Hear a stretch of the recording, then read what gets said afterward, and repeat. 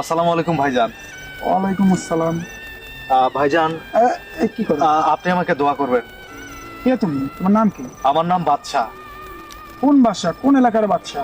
আমি আপনার বোনের বাদশা। কারণ আমি আপনার বোনকে অনেক ভালোবাসি। নিজের জীবনের চাইতে আপনার আপনার আপনার বোনের জন্য আমার মনে বেশি ভালোবাসা রয়েছে। আমি আপনার বোনকে কখনোই ভুলতে পারবো না। তাই আপনার বোনের সাথে আমার জন্য বিয়ের প্রস্তাব নিয়ে এসেছি আপনার কাছে। ভাইজান, ভাইজান, আপনি যদি রাজি হয়ে যান তাহলে তাহলে আমি আপনার বোনকে বিয়ে করতে চাই। ভাইজান প্লিজ, আপনি রাজি হয়ে যান। এই সরল বাবা, আচ্ছা এই তো আমার বোনের সম্পর্কে তোর কোনো ধারণা আছে? তুই আমার চিনিস? আরে চিনি, ভালো করে চিনি। আমাকে ভয় দেখে লাভ নেই। এ বাদশা ভয়কে জয় করে এখানে এসছে। বাদশা ভয়কে জয় করে আসলাম তালুকদারের কাছে এসছে তার বোনের জন্য বিয়ের প্রস্তাব নিয়ে।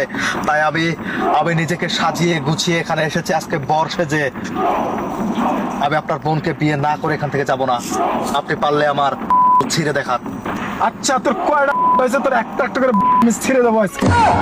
তুই আমার আদরের দোলানি বোনের জন্য কি করতে পারবি বলতো? কি করতে পারবি?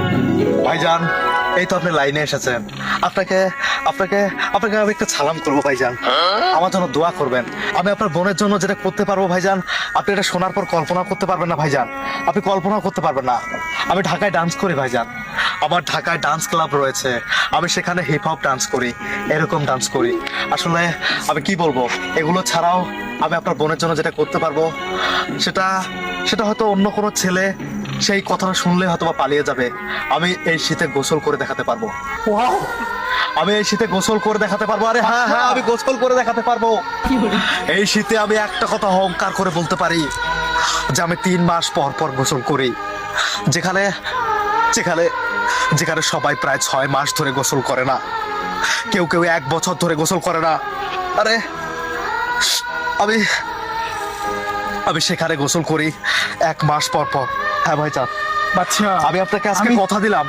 আমি তোমার প্রতি মুগ্ধ হয়েছি বাচ্চা। আমি আমি এইরকম একটা ছেলে খুঁজছিলাম আমার বোনের জন্য। ভাইজান,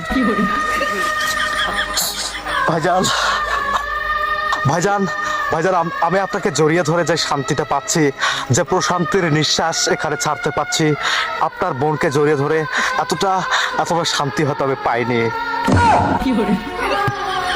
আমি আপনার বোনের যত কষ্টই হোক না কেন, আমি বাচ্চা কথা দিয়ে গেলাম আজকে আপনার বোনকে প্রতিদিন আমি গোসল করাবো ঠান্ডা পানিতে।